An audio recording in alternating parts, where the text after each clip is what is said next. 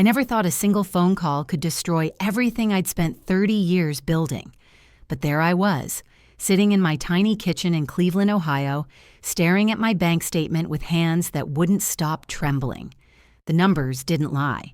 My entire life savings, $127,000, was gone. Not stolen, not lost. I had given it away myself, chasing a dream that someone convinced me was just one investment away. My name is Margaret Chen, and at 52 years old, I thought I knew better. I had raised 3 children alone after my husband David passed away from cancer when I was just 35. I'd worked double shifts at the hospital as a nurse, saved every penny I could, and somehow managed to put all 3 kids through college. I was careful. I was responsible. I was smart. Or at least, that's what I believed until the day I met a man named Richard Sullivan at my church's community fundraiser. He wore an expensive suit, drove a BMW, and spoke about the stock market the way poets speak about love, with passion, certainty, and promises of beautiful tomorrows. "Margaret," he said, his voice smooth as honey, "what you're doing is admirable. But your money is dying in that savings account. Inflation is eating it alive every single day. Let me show you how people like us, hard-working, deserving people, can finally get ahead." People like us. Those 3 words hooked me deeper than any fishing line ever could. But before I tell you how I lost everything and then found something far more valuable than money, let me take you back to where this story really begins.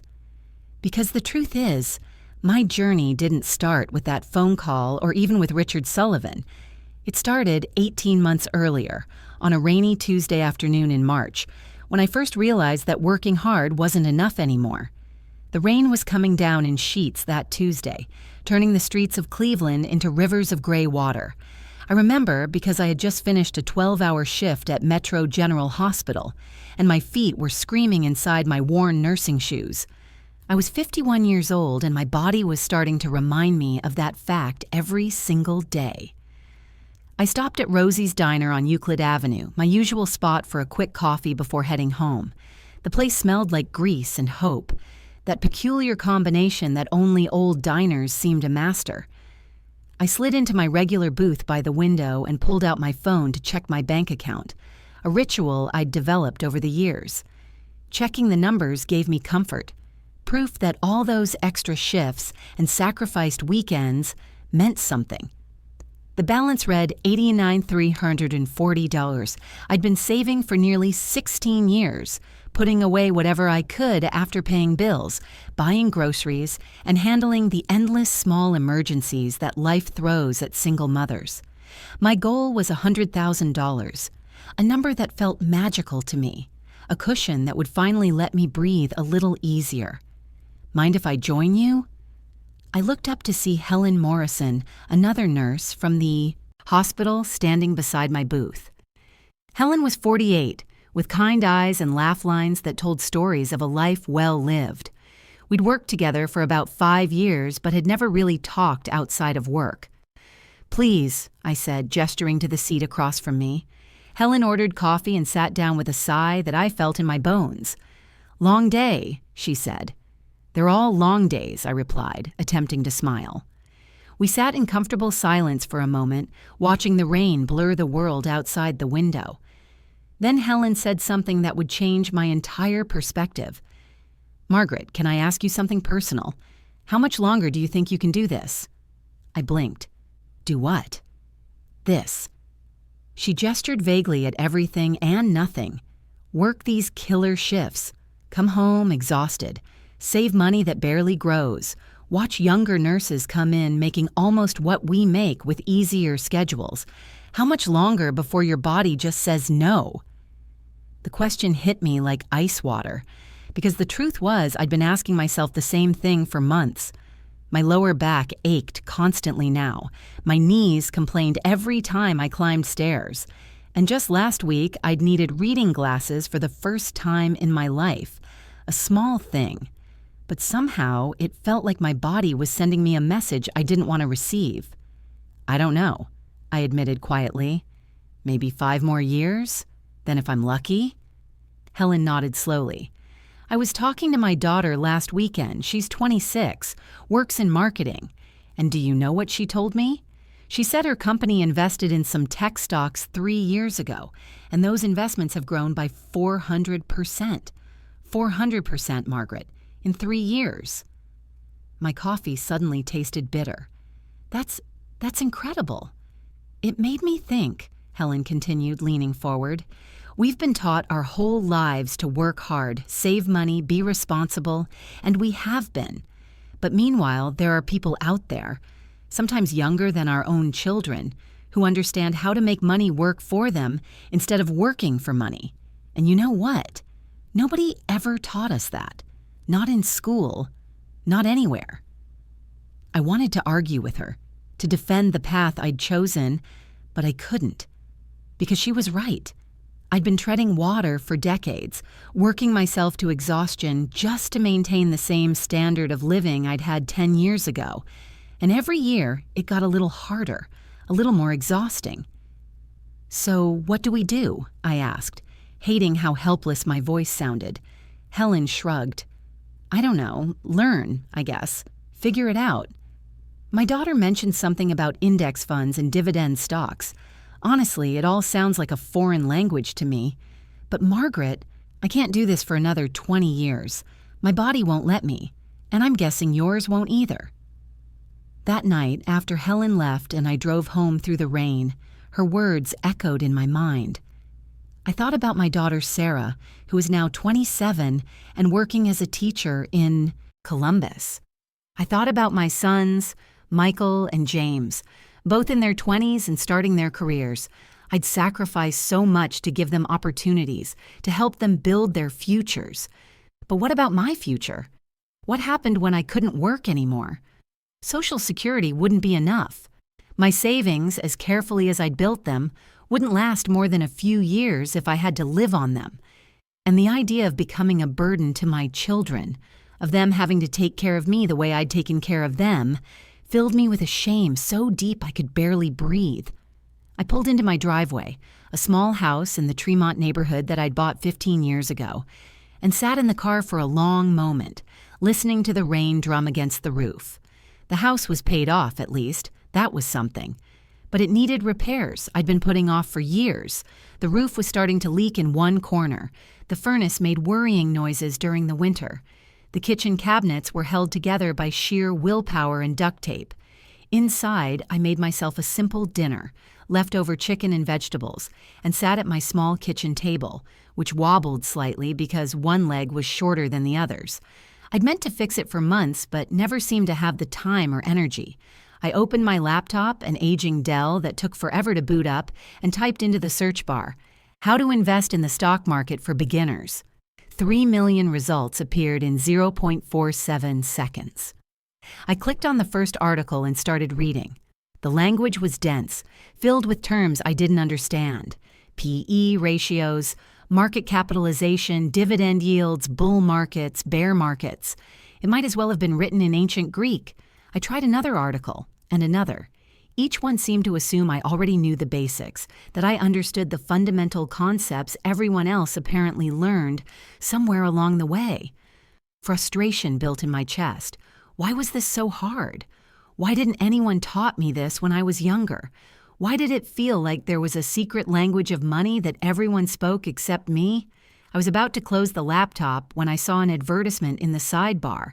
Free investment workshop. Learn how ordinary people build extraordinary wealth. This Saturday at the Marriott downtown Cleveland. The ad showed smiling people of various ages, all looking confident and successful. The tagline read, "You don't need to be rich to invest. You just need to be willing to learn." I stared at that ad for a long time. Part of me felt foolish even considering it. Free workshops were usually just sales pitches, right? They'd try to sell me something I couldn't afford, some course or program that promised the moon and delivered nothing. But another part of me, the part that was tired of being afraid, tired of working so hard for so little, tired of feeling like life was passing me by while others figured out secrets I'd never learned, that part whispered, What if this is real? What if you could learn something that changes everything? I clicked on the registration link and filled out the form before I could talk myself out of it. Name, Margaret Chen. Email, phone number, submit. A confirmation message appeared. Thank you for registering. We look forward to seeing you Saturday at 2 p.m. Prepare to change your financial future. I closed the laptop and sat in the silence of my kitchen, listening to the old refrigerator hum its familiar song. Outside, the rain slowed down to drizzle. Through my window, I could see the lights of Cleveland glowing against the dark sky. Thousands of people living their lives, pursuing their dreams, fighting their own battles. For the first time in years, I felt something I'd almost forgotten. Hope. Saturday arrived sunny and crisp, one of those perfect April days that makes you believe winter is finally over.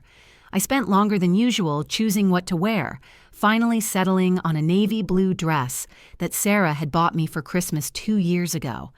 I wanted to look professional, put together, like someone who belonged at an investment workshop, even though I felt like an imposter. The Marriott downtown was one of those gleaming hotels with marble floors and chandeliers that caught the light just right. I'd driven past it 1,000 times but had never been inside. As I walked through the revolving doors, I felt simultaneously excited and terrified. Signs directed me to the grand ballroom on the second floor. I followed a small crowd of people, mostly middle-aged like me, I noted with some relief, down a carpeted hallway. The ballroom doors were open and inside, at least 100 chairs faced a stage with a large projection screen. "First time?" asked a friendly voice beside me. I turned to see a woman about my age, with gray-streaked hair and a warm smile. She wore comfortable jeans and a blazer, and somehow that made me feel better. "That's obvious?" I asked. She laughed. "Don't worry, I've been to 3 of these now. I'm Linda Patterson." She extended her hand. "Margaret Chen," I said, shaking it. "You've been to 3. Are they worth it?" Linda's expression became more serious. "Honestly, the information is good, real good. But they will try to sell you something at the end. A mentoring program, usually. It was expensive. I couldn't afford it, but I learned enough from the free sessions to start doing some research on my own." Before I could respond, upbeat music filled the room, and a man strode onto the stage with the confidence of someone who owned not just the room, but the entire building. He was in his mid-50s, with perfectly styled silver hair, an expensive suit, and a smile that probably cost as much as my car. "Good afternoon, everyone," his voice boomed through the speakers. "My name is Richard Sullivan, and I am absolutely thrilled to see so many smart, ambitious people here today who are ready to take control of their financial futures." The room erupted to applause. I clapped along, caught up in the energy. "Let me ask you something," Richard continued, pacing the stage like a preacher warming up to his sermon. "How many of you have worked hard your entire life? I mean, really worked. Early mornings, late nights, sacrificing time with family, putting in the hours that this country was built on?" Hands went up all around the room, including mine. "And how many of you feel like despite all that hard work, you're not where you want to be financially? Like you're running faster and faster just to stay in the same place?" More hands. A murmur of recognition rippled through the audience. "That's because," Richard said, his voice dropping to a confidential tone, "you've been lied to. Not maliciously, maybe, but lied to, nonetheless. You were told that if you work hard, save your money, and follow the rules, you'll be rewarded. You'll be comfortable. You'll be secure." He paused for effect, looking around the room at all of us. "But that's not how wealth actually works in America. Working hard makes other people rich. Saving money in a bank account earning 0.01% interest is financial suicide in an economy with 3% inflation. You're literally losing money every single day." My stomach tightened. Wasn't that exactly what Helen had said? For the next hour, Richard delivered a masterclass in persuasion. He showed graphs demonstrating how the stock market had grown over decades. He told stories of ordinary people, a school teacher, a postal worker, a nurse, I perked up at that, who had started with small investments and now lived comfortable lives, their money working for them instead of them working for money. He explained concepts in ways that actually made sense. Compound interest became the eighth wonder of the world. Diversification became not putting all your eggs in one basket. Risk management became protecting yourself while giving your money room to grow. And all through his presentation, I found myself nodding, thinking, why didn't anyone ever explain it this way before? Why does it suddenly seem so simple? During the break, Linda leaned over to me. "This is the good part," she whispered. "After the break comes the pitch." She was right. When we returned from coffee and cookies, paid for by Richard's company, he emphasized, the tone shifted subtly. "Now," Richard said, "everything I've shown you today is real. These strategies work. The stock market, despite its ups and downs, has created more wealth for ordinary Americans than any other investment vehicle in history. But here's the problem." He clicked to a new slide showing a maze with a confused person in the center. "The financial world doesn't want you to succeed. I know that sounds like a conspiracy theory, but think about it. Banks make money by paying you almost nothing on your savings and then loaning out your money to others at high interest rates. Financial advisors make money by charging fees whether you make money or not. The system is designed to keep you confused, to keep you dependent, to keep you working until you're too old and tired to enjoy the life you've earned." Anger flared in my chest, because he was right, wasn't he? I'd been working my whole adult life, and where had it gotten me? Comfortable? Maybe. But secure? Free? Hardly. "What you need," Richard continued, "is someone who can guide you through this maze. Someone who's been where you are and made it to the other side. Someone who wants to see you succeed because your success is their success." The next slide showed photos of Richard standing in front of a beautiful house, sitting in a convertible, shaking hands with people in business suits. 10 years ago, I broke, truly broke, behind on rent, living paycheck to paycheck, wondering if I'd made all the wrong choices in life. Then I learned what I'm teaching you today, and I made a decision. I decided I was going to master the stock market, and then I was going to help people just like you do the same thing. He let that sink in for a moment. Now, I'm going to be honest with you. What I'm about to offer isn't for everyone. It requires commitment. It requires being willing to invest in yourself. But for those of you who are serious, truly serious, about changing your financial trajectory, I have a one-time opportunity. The pitch came smoothly and practiced. A 6-month mentoring program, personal coaching, access to his exclusive investment strategies, a private group where members shared tips and supported each other, weekly calls, email support, the whole package. The price, $17,500. My heart sank. That was nearly 10% of my entire life savings. But Richard wasn't done. "I know what you're thinking. That's a lot of money." And you're right, it is. But let me ask you this. How much have you spent on your education over your lifetime? How much have you invested in your career? And how much have you invested in learning how to make your money work for you? He paused, letting the question hang in the air. For most of you, the answer to that last question is zero. Nothing. You've spent nothing learning the one skill that could actually set you free. And that's not your fault. Nobody teaches this stuff, but it is your responsibility to fix it. He softened his tone. "Look, I understand this is a big decision. That's why I'm going to make it easier. For those of you who sign up today, right now before you leave this room, I'm offering a payment plan. Instead of $7,500 up front, you can make 3 payments of $12,500. That's less than many of you spend on car payments, and unlike a car, this investment will actually make you money. Around the room, people were pulling out their phones, whispering to companions, calculating. I could feel the energy shifting, the collective rationalization happening in real time. Linda leaned over. "This is where I left last time," she whispered. "But Margaret, you should do what feels right for you. Just be careful. That's all I'm saying."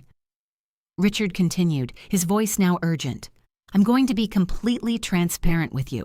I can only take 20 new mentees on this cycle. That's it. Once those 20 spots are filled, the door closes until next quarter.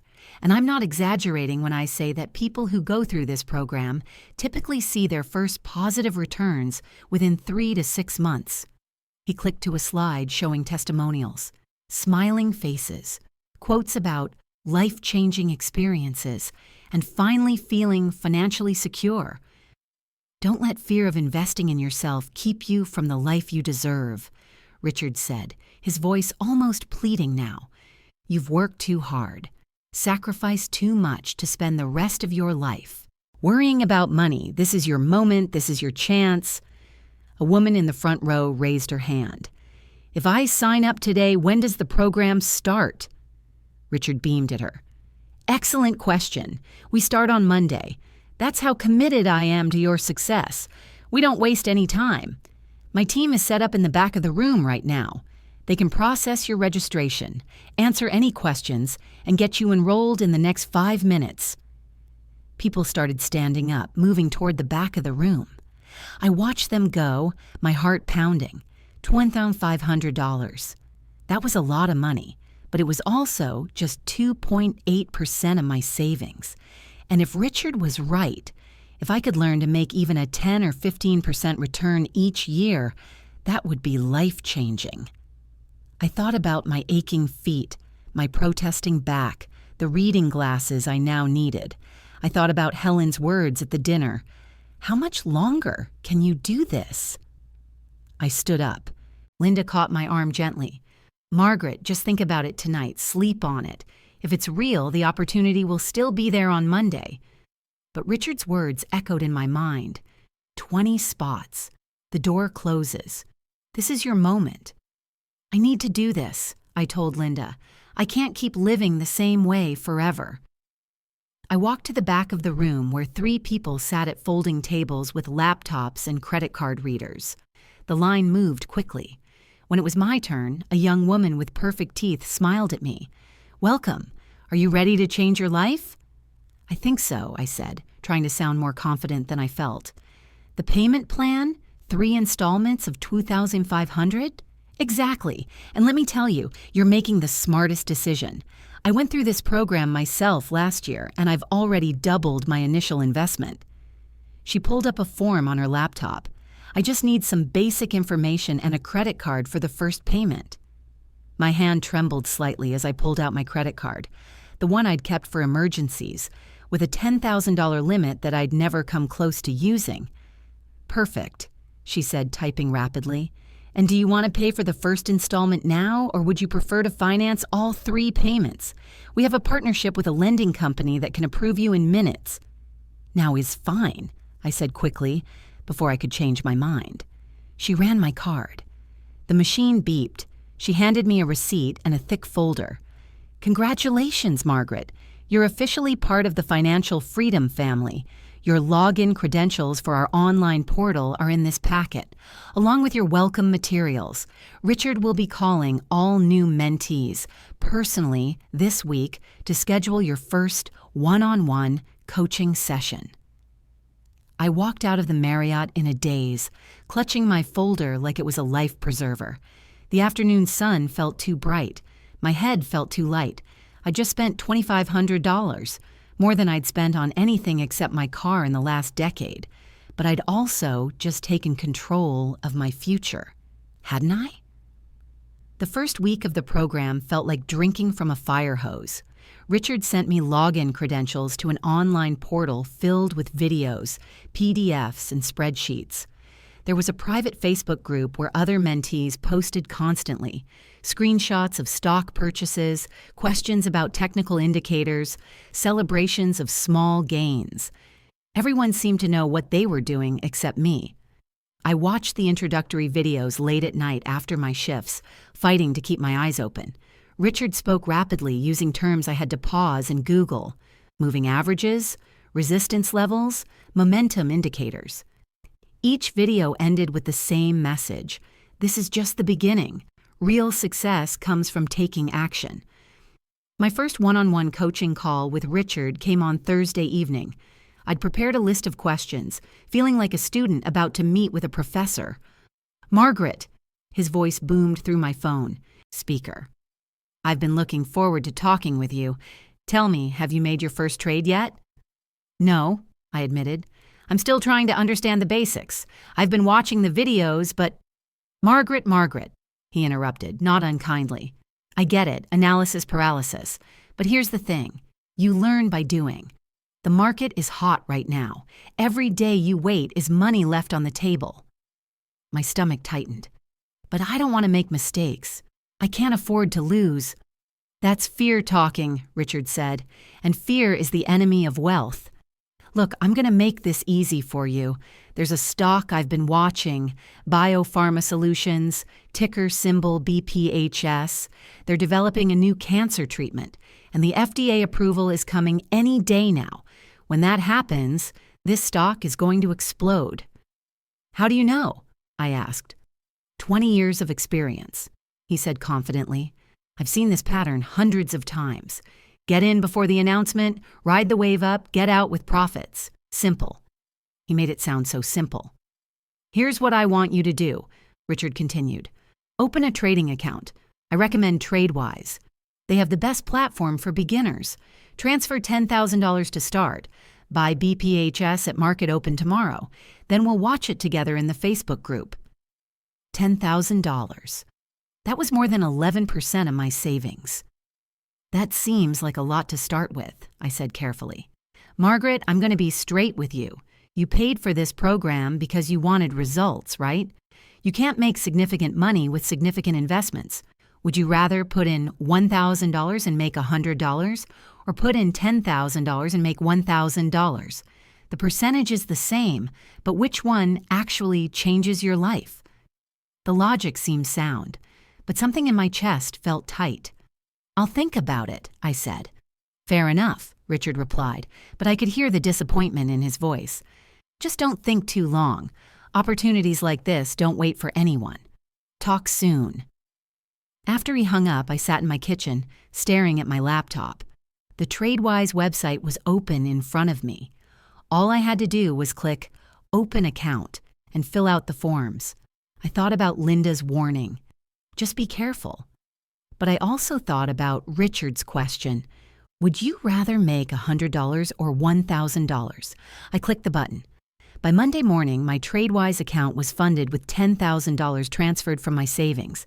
My balance dropped from $89,340 to $79,340, a number that made my heart race every time I looked at it.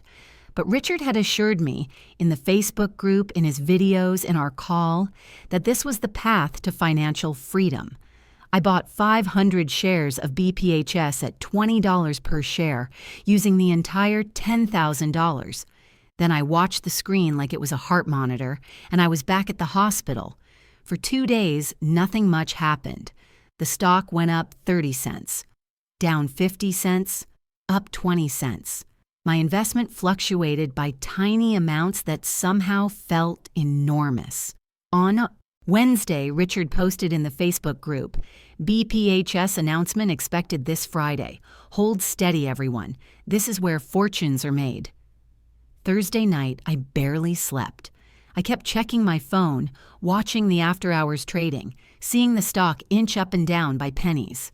Friday morning, I called in sick to work for the first time in 3 years. I couldn't focus on patience when my entire financial future felt like it was hanging in the balance. I sat at my kitchen table, laptop open, watching the green and red numbers dance across the screen. At 9:47 a.m., Biopharma Solutions issued a press release. The FDA had rejected their cancer treatment application, citing safety concerns and requiring additional trials. The stock price didn't fall. It collapsed. I watched, frozen, as BPHS went from $20.50 to $18 to $15 to $12 in the span of minutes. The screen showed red numbers everywhere. My $10,000 investment was now worth $6,000, then $5,500, then $5,000. My hands shook so badly I could barely type into the Facebook group. What do we do? Dozens of others were posting the same panic. Richard's response came 15 minutes later. Stay calm. This is a temporary setback. The market overreacts. Hold your positions. This stock will recover. But it didn't recover. By the end of the day, my 500 shares were worth $4,500. I lost $5,500 in a single day. That night, I couldn't eat. I couldn't sleep. I just sat in the darkness of my kitchen, staring at the number on my phone screen, $4,500. Over half of my investment, gone, just gone. I worked 183 12-hour nursing shifts to save that $10,000. I had missed my son's basketball games, my daughter's dance recitals, my own sister's wedding because I was working extra shifts to save that money. And in one day, more than half of it had evaporated because I'd trusted someone who spoke with confidence and promised expertise. The worst part? Richard was still posting in the Facebook group, still hosting calls, still telling us to stay strong and trust the process. And people were listening. They were buying more shares at the lower price, averaging down, Richard called it. This is actually an opportunity, he posted. Buy the dip. When BPHS recovers, you'll make back your losses and then some. Some people did buy more. I saw their posts, their screenshots of purchases. But I couldn't. I was paralyzed by fear and shame and the sickening realization that I'd made a terrible mistake. A week later, Richard called me again. "Margaret, how are you holding up?" "I lost over $5,000, I said, my voice flat. I know, it's tough. But Margaret, this is part of investing. You can't let one setback derail your entire journey. In fact, I've been analyzing your situation, and I think I know how you can make it back." Despite everything, hope flickered in my chest. How?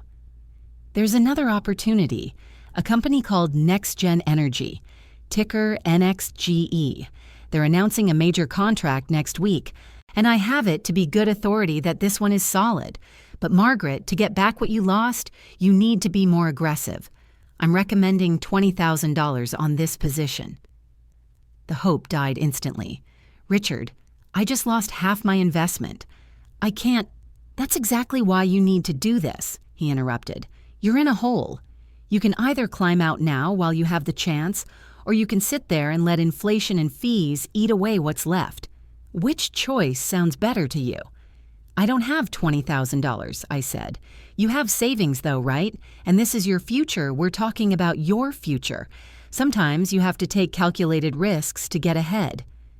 Something in his tone, the pressure, the urgency, finally broke through my fog of hope and desperation. "I need to think about this," I said. "Margaret, I'll call you back." I hung up before he could respond. I sat there, phone in my trembling hand, and for the first time since entering that hotel ballroom, I let myself ask the question I'd been avoiding. What if Richard Sullivan isn't who he says he is? I opened my laptop and started searching. Richard Sullivan Investor brought up his polished website and glowing testimonials, but when I added scam to the search, everything changed. There were forum posts, Reddit threads, Facebook groups I hadn't known existed, all filled with people telling stories eerily similar to mine. Lost $15,000 following his expert picks. He pressured me to take out a loan to invest more. Every time I lost money, he said to invest more to get it back. I finally realized it's a classic scam.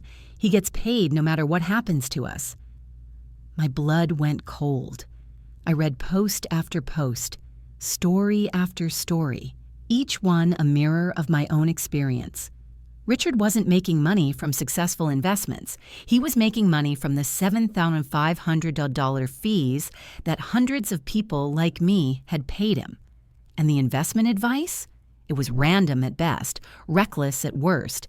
He didn't have inside information or special expertise. He was just a salesman who'd figured out that desperate people will believe anything if you package it with confidence and urgency. I had been such a fool.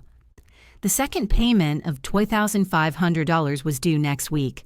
I called my credit card company and explained the situation.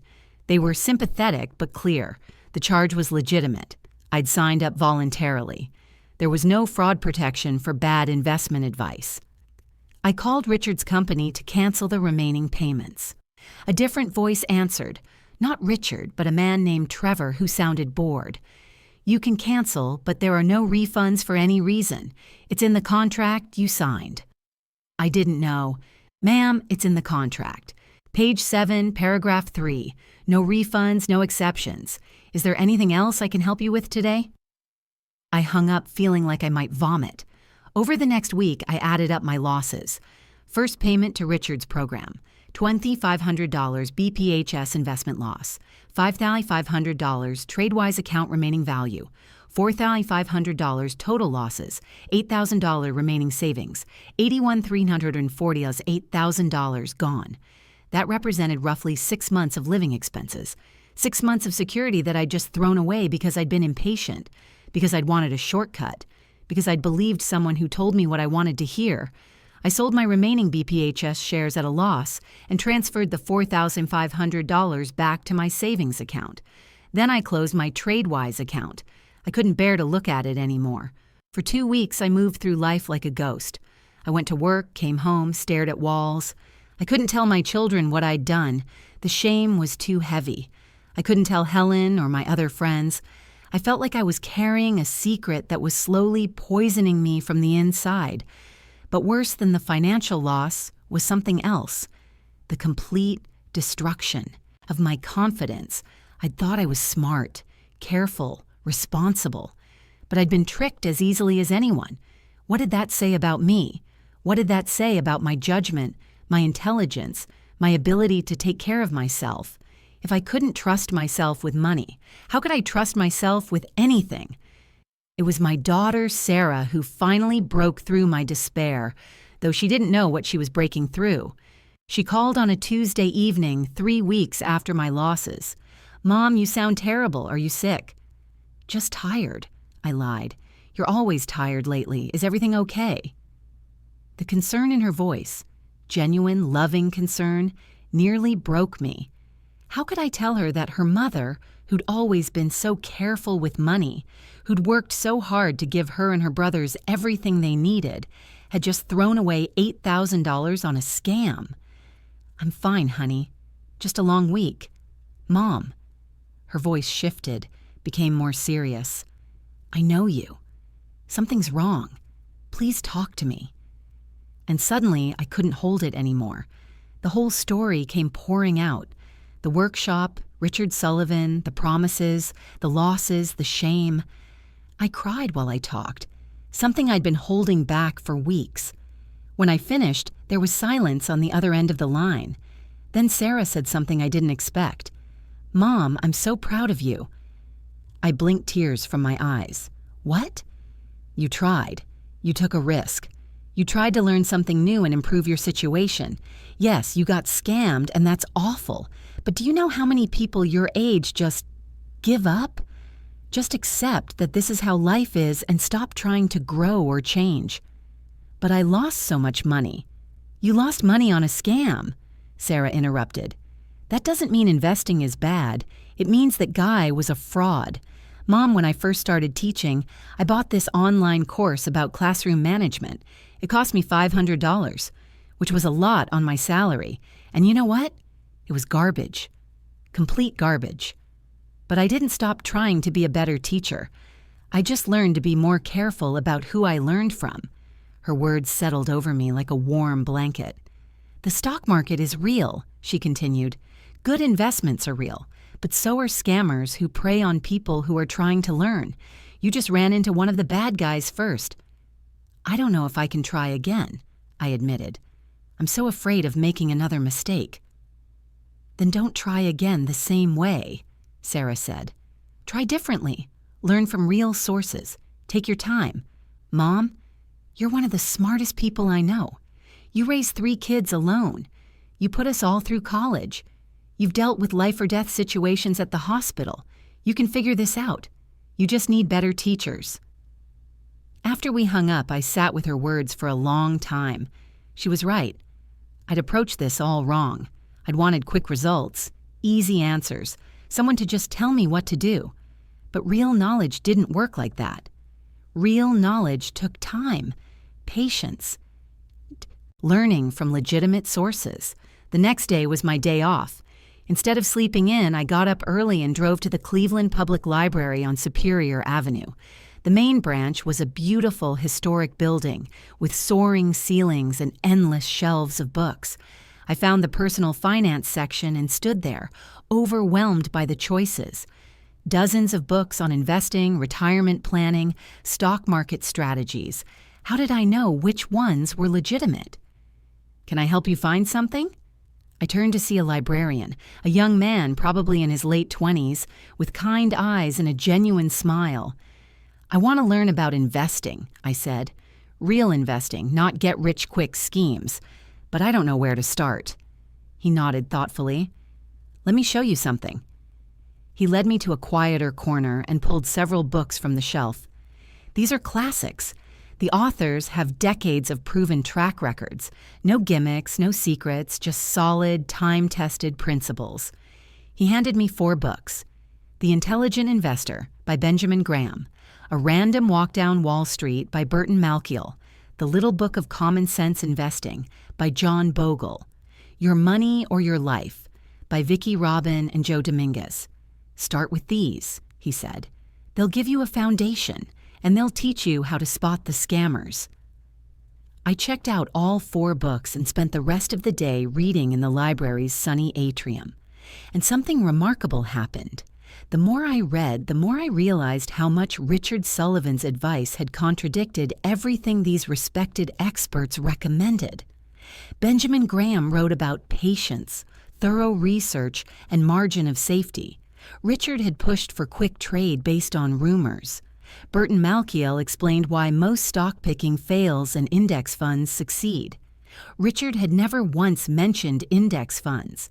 John Bogle emphasized low costs and long-term holding. Richard's strategy involved frequent trading with high fees. Vicki Robin and Joe Dominguez talked about aligning investments with values and life goals. Richard had only talked about making money fast. I'd been so naive. These books, written by people with decades of real experience and fiduciary responsibility, were saying the exact opposite of what Richard had told me. And they explained why, with data, with history, with logic that actually made sense. Over the next 2 months, I devoted myself to learning, not with the desperate urgency Richard had encouraged, but with patient, methodical study. I read books. I watched free video courses from legitimate universities on YouTube. I listened to podcasts from certified financial planners. I joined online forums where people shared real advice without trying to sell anything. And slowly, the picture became clear. The stock market wasn't a casino or a get-rich-quick scheme. It was a system that, over long periods, rewarded companies that created value and investors who were patient enough to hold through the ups and downs. The secret wasn't finding hot tips or timing the market perfectly. The secret was diversification, low costs, and time. Boring, simple, but extraordinarily effective over decades. I learned about index fund collections of stocks that tracked entire markets rather than betting on individual companies. I learned that trying to beat the market was a fool's errand that even most professional investors failed at. I learned that the real enemies of investing success weren't market crashes. Those were temporary, but fear, impatience, and high fees. Most importantly, I learned about something called dollar cost averaging, investing the same amount regularly regardless of whether the market was up or down. This strategy removed emotion from the equation and took advantage of market fluctuations rather than trying to predict them. 3 months after my disaster with Richard Sullivan, I opened a new investment account. But this time, I did it right. I chose Vanguard, a company owned by its fund investors rather than by profit-seeking shareholders. I selected 3 low-cost index funds: 40% total stock market index fund, U.S. companies; 30% total international stock index fund, global companies; 30% total bond market index fund, stability and income. This allocation matched my age and risk tolerance, exactly as the books had recommended. I didn't invest in everything at once. Instead, I set up automatic monthly transfers of $500 from my checking account to my investment account. This meant I was investing $6,000 per year, about 7% of my after-tax income, while still maintaining emergency savings. No hot tips, no insider information, no promises of getting rich quick. Just steady, patient, diversified investing in the broad market. The first few months were hard. Every time the market dipped, I felt panic rising in my chest. Old fears from the BPHS disaster would surface. What if I'm making another mistake? What if I lose everything? But I'd learned something important from my reading. Market fluctuations were normal, expected, and actually beneficial for long-term investors who were still accumulating shares. When prices dropped, my $500 monthly investment bought more shares. When prices rose, my existing shares became more valuable. Either way, I was building wealth slowly and steadily. I also learned to ignore the financial news. Every day there were headlines screaming about market crashes, amazing opportunities, or the next big thing. But I'd learned that these headlines were designed to make me feel anxious and trade frequently, which only enriched brokers and financial media companies, not investors. Instead, I checked my accounts once per month, noted my progress in a simple spreadsheet, and then went about my life. Something else happened during this time. I started talking about investing with my coworkers at the hospital, not to brag or give advice, but simply to share what I was learning. I discovered I wasn't alone in my fears and mistakes. Helen admitted she'd once lost $3,000 on penny stocks a friend recommended. Another nurse, Patricia, had thousands of dollars sitting in a 401k from a previous job that she'd never rolled over. Thomas, one of the ER doctors, confessed he'd been so intimidated by investing that he kept everything in a savings account, earning almost nothing. We started having lunch together once a week, calling ourselves the Financial Literacy Club, half joking, half serious. We shared articles, discussed concepts, and held each other accountable for our goals. I also made a decision that felt radical. I was going to protect myself from future scams by understanding insurance and risk management. Through my reading, I'd learned that true financial security wasn't just about making money. It was about protecting what you had. I reviewed my health insurance, made sure I had adequate disability coverage, what would happen to my savings if I couldn't work, and even looked into long-term care insurance for when I got older. I updated my will, established beneficiaries on all my accounts, and had honest conversations with my children about my finances. No more secrets, no more shame, just transparency and planning. This wasn't exciting. It wasn't sexy, but it was real financial security, built on a foundation of knowledge and careful planning rather than hope and hype. I was sitting in my kitchen on a Sunday morning, exactly 1 year after I'd first attended Richard Sullivan's workshop, when I opened my Vanguard account to check my monthly progress. Total invested, $6,000, 12 monthly payments of $500. Current value, $6,047. Total gain, $847, 14.1% return. I stared at that number for a long moment. $847. In the grand scheme of things, it wasn't life-changing money. It wouldn't let me quit my job or buy a new car, but it represented something far more valuable. Proof that patient, disciplined investing actually worked. More importantly, I'd gained something Richard Sullivan's program never provided: genuine knowledge. I understood why I'd made these investment choices. I knew what I owned and why I owned it. I could explain the logic behind my strategy to anyone who asked, and I had confidence. Not the false confidence of someone following a guru's advice, but the real confidence that comes from understanding fundamentals. My portfolio has gone up and down over the year. There were months when I'd lost money on paper, but I'd stayed the course, kept investing my $500 monthly, and watched the power of compound returns start to work. I calculated something else. If I continued investing $500 per month for the next 13 years until I was 65, and if the market returned its historical average of about 10% annually, I would have approximately $140,000 in my investment account, plus my existing savings, plus Social Security. That wasn't retire and luxury money, but it was enough to stop working myself on the ground. It was enough to have options, dignity, freedom. And unlike Richard Sullivan's promises of quick riches, this projection was based on historical data, conservative assumptions, and time-tested principles. Helen caught me in the hospital cafeteria during my break. "Margaret, you have to hear this. Remember how we talked about investing 2 years ago?" I nodded, sipping my terrible coffee. "Well, I finally did it. I opened a Vanguard account just like you talked about.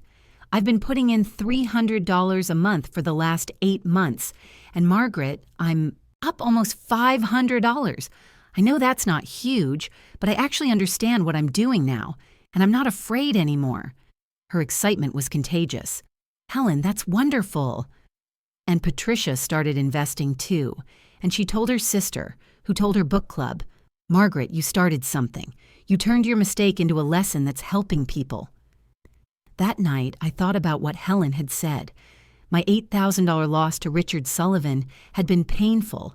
It still stung when I thought about it, but I'd transformed that pain into knowledge, and now that knowledge was spreading to others, protecting them from similar mistakes. I'd also started something new. I volunteered once a month at the library teaching a free workshop called Investing Basics for Real People. It was the class I wish had existed when I first started learning. I didn't promise secrets or get-rich-quick schemes. I just taught the fundamentals, the difference between stocks and bonds, how compound interest works, why diversification matters, how to spot financial scams, and most importantly, why patience and discipline beat excitement and risk every time. The classes were always full. Most attendees were people like middle-aged or older, hardworking, behind where they wished they were financially, but determined to learn. At the end of each class, I told them my story, not to embarrass myself, but to illustrate an important point.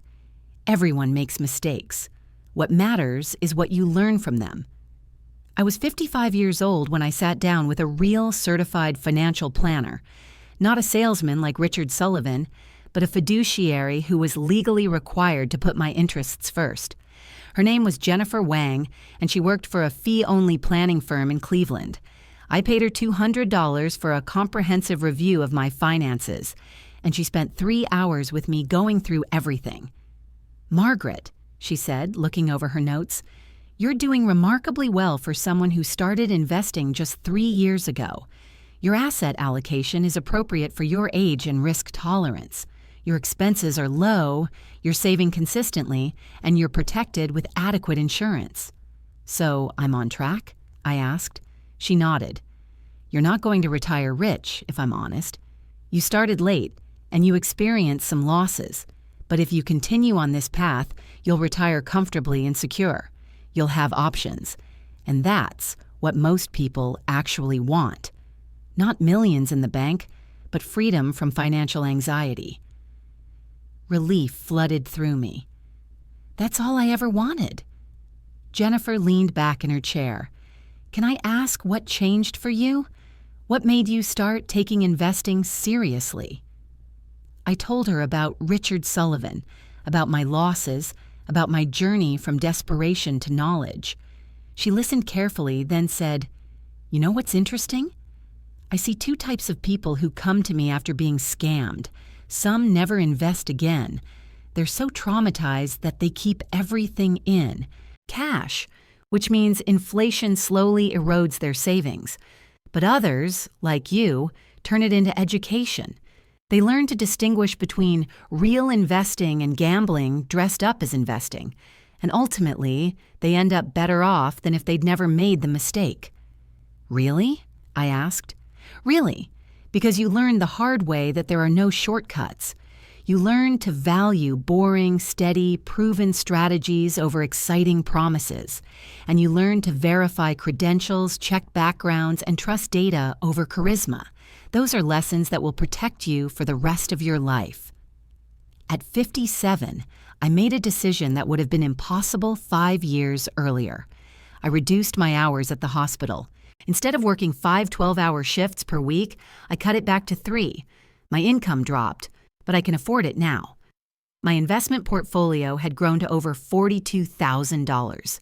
My house was paying off, my children were independent, and most importantly, I learned to live on less than I earned and invest the difference. The extra time gave me something I'd almost forgotten existed: life. I started painting again, a hobby I'd abandoned 30 years ago when Sarah was born. I joined a hiking group that explored Ohio's beautiful state parks every weekend. I took a ceramics class at the community center. I spent more time with my children and watched my first grandchild, Sarah's daughter Emma, take her first steps. I was healthier too. The chronic back pain had lessened. My stress levels dropped. I slept better.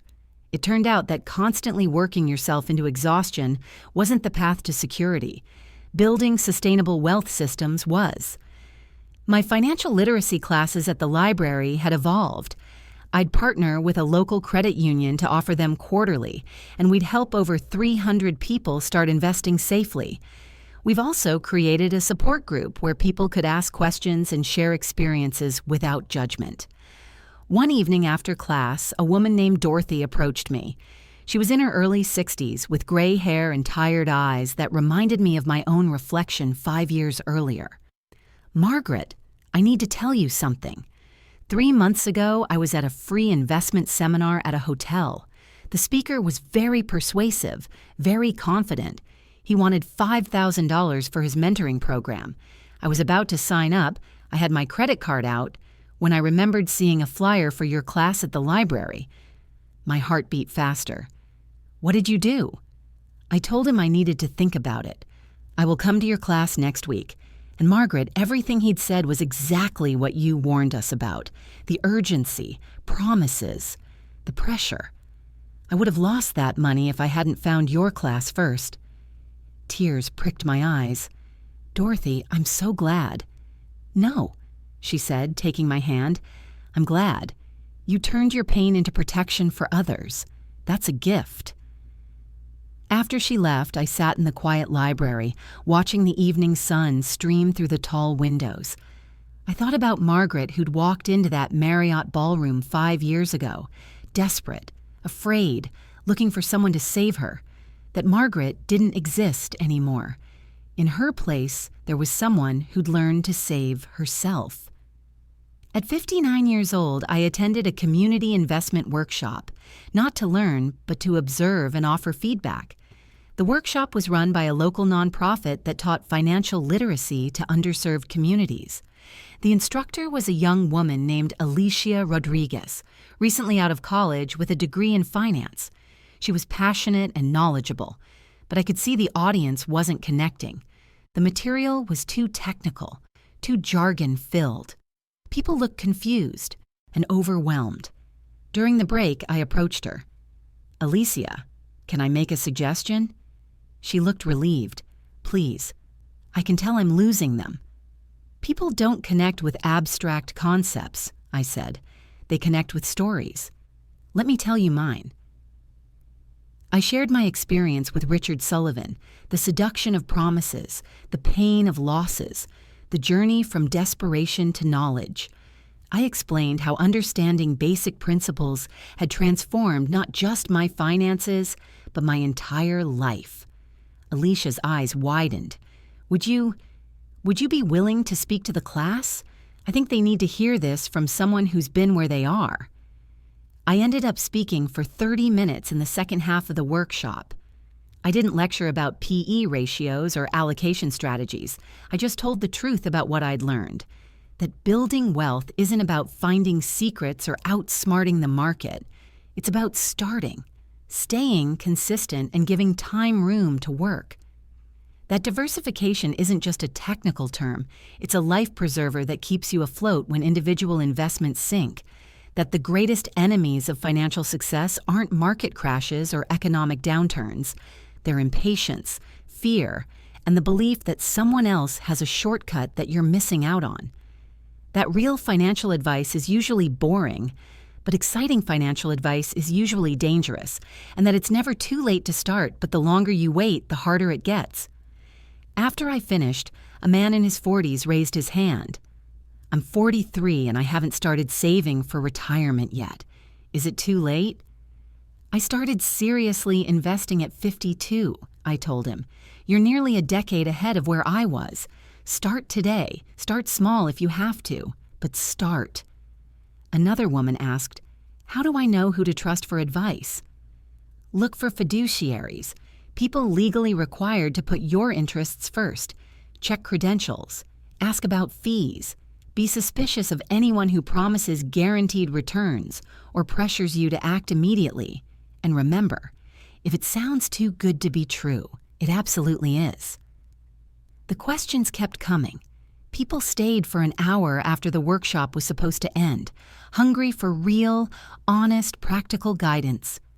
As I drove home that evening, I thought about the math of influence. I'd helped one woman avoid a scam. She'd told others. I'd taught classes that reached hundreds of people. Those people had shared what they'd learned with friends and family. My $8,000 mistake had probably saved others from tens or hundreds of thousands in losses. That was a return on investment no stock could match. I'm 62 years old now, sitting in my small house in Cleveland that I bought all those years ago when Sarah was just a baby. The morning light is streaming through my kitchen window, and I'm drinking coffee from a mug my granddaughter Emma painted for me in art class. In 3 years, I'll turn 65. I'll qualify for Medicare, which will reduce my healthcare costs significantly. I'll be eligible for full Social Security benefits, and according to my latest calculation, my investment portfolio will be worth approximately $98,000. Combined with my paid-off house, my modest savings, and my Social Security, I'll be able to retire from nursing completely. Not wealthy, but secure, free, at peace. I still work at the hospital, but only 2 shifts per week now, just enough to stay active and maintain my skills, but not so much that I'm exhausted all the time. The rest of my time I spend doing things I love, teaching financial literacy classes, spending time with my grandchildren, creating art, hiking, reading. Last week, I received a message through the library's website from a woman in California who'd somehow found videos of my talks online. She wrote, "Dear Margaret, I'm 48 years old and I've been feeling hopeless about my financial future. Your story gave me hope. You showed me that it's possible to start late and still succeed if you're patient and willing to learn. I opened my first investment account today. Thank you for sharing your mistakes so openly. It probably saved me from making the same ones." I printed that message and put it on my refrigerator, right next to Emma's drawings and a photo of my 3 children at Sarah's wedding. This is what success looks like, I realized. Not millions in the bank or retirement at 40. Just the quiet confidence of knowing you can take care of yourself, the peace of having options instead of desperation, and the fulfillment of turning your painful lessons into protection for others.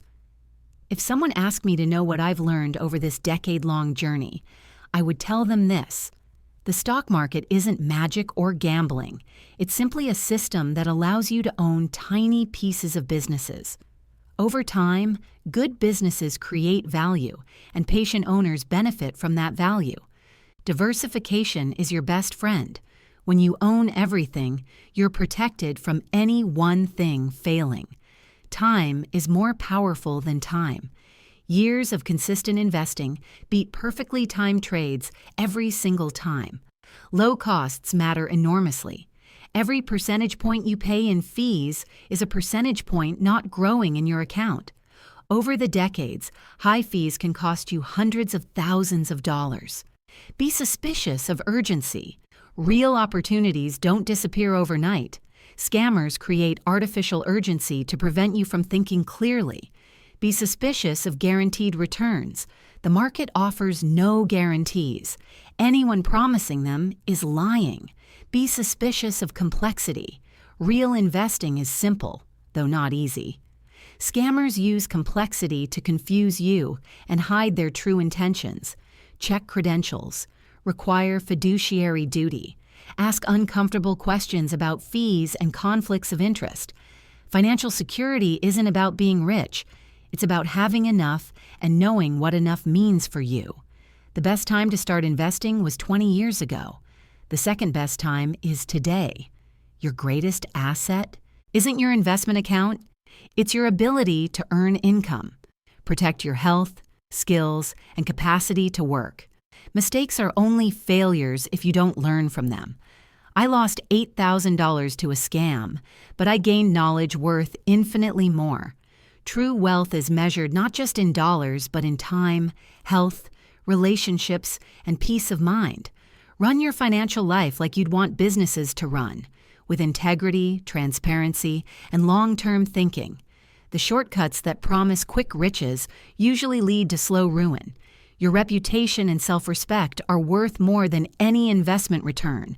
There's no honor in exploiting yourself or others for profit. Build wealth slowly, ethically, and sustainably. Last month, my daughter Sarah called with news that made my heart swell with pride. "Mom, remember how you've been teaching me about investing over the years? Well, I've been putting away $200 a month in index funds since Emma was born. She's 7 now, and the account has almost $20,000 in it." "Sarah, that's wonderful." But here's the thing. I realized that if I keep contributing and the market does what it's historically done, by the time Emma is 18 and ready for college, there should be over $75,000 in there. Maybe more. She won't have to take out student loans like I did. My eyes filled with tears. "You're breaking the cycle." "You broke it first, Mom. You showed me it was possible, and now I'm showing Emma. She already knows what a stock is. She understands that when we buy things at the store, we're customers of companies, and we can also be owners of those companies. She's 7, and she understands more about investing than I did at 25. After we hung up, I thought about the ripple effects of knowledge. My painful mistake had led to learning. My learning had led to teaching. My teaching had reached my daughter. My daughter was now teaching my granddaughter. 3 generations of women, each starting from a stronger foundation than the one before. That night, I updated my will. I'd been thinking about my legacy, not just the money I'd leave behind, but the knowledge. So I wrote letters to each of my children and grandchildren, explaining everything I'd learned about investing, money, and life. I wrote about the importance of starting early, even with small amounts. I wrote about the power of compound interest. Einstein allegedly called it the 8th wonder of the world, and he was right. I wrote about staying calm during market downturns and avoiding the temptation to time the market. I wrote about living below your means and investing in the difference. I wrote about choosing quality of life over quantity of possessions. But most importantly, I wrote about resilience, about how setbacks don't define you unless you let them, about how it's possible to transform pain into wisdom and mistakes into lessons.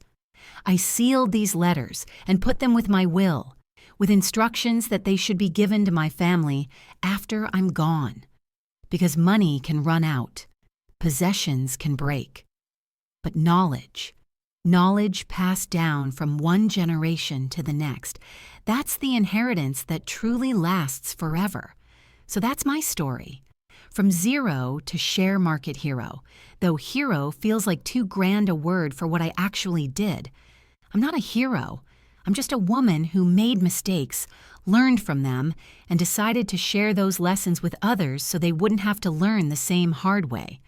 I'm just a nurse from Cleveland who started investing at 52 and discovered that it's never too late to change your trajectory.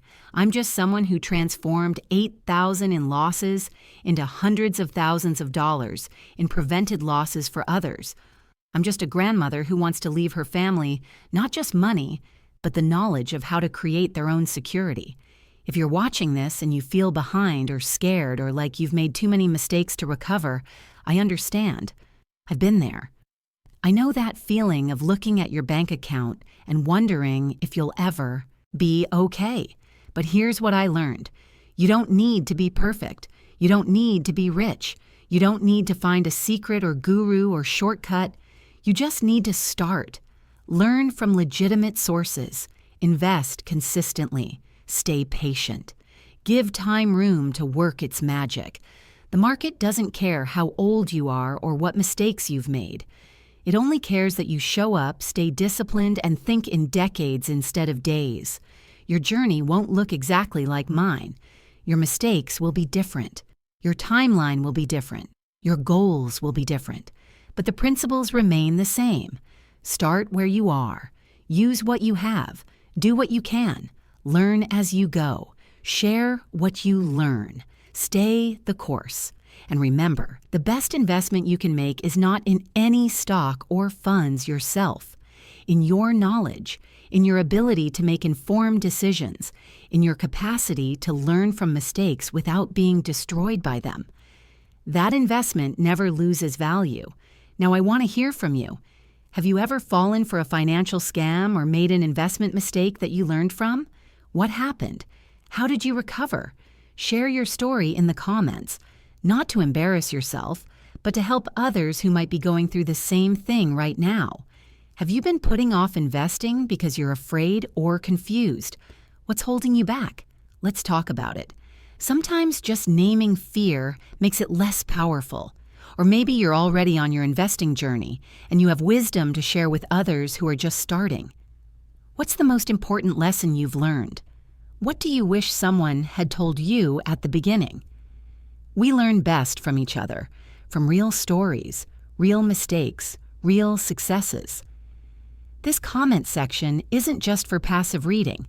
It's a community where we can support each other in building real, sustainable wealth the right way. And if this story resonated with you, if it gave you hope or taught you something valuable, please subscribe to this channel. I share these stories not for views or money, but because I believe that financial literacy is one of the most important gifts we can give each other. Every person who learns to invest wisely is one less person vulnerable to scams.